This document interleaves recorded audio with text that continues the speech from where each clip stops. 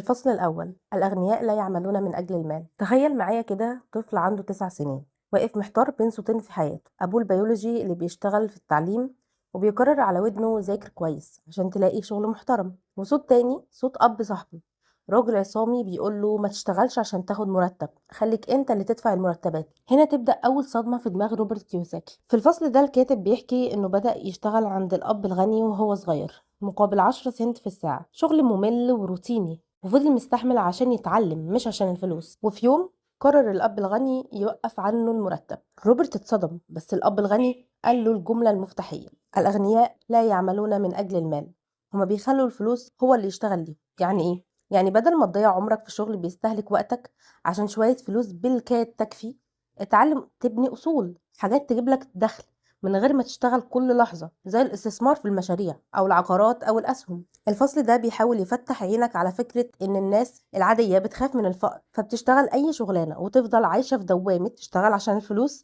تصرفها وبعدين تشتغل تاني. لكن الأغنياء بيفكروا إزاي يكسبوا من النظام نفسه، مش بس يجروا ورا المرتب. الدرس اللي كيوساكي بيقوله هنا بسيط لكن عميق: لو فضلت تشتغل علشان الفلوس بس هتفضل عبد ليها طول عمرك. وهو ده أول فرق بين الأب الغني والأب الفقير.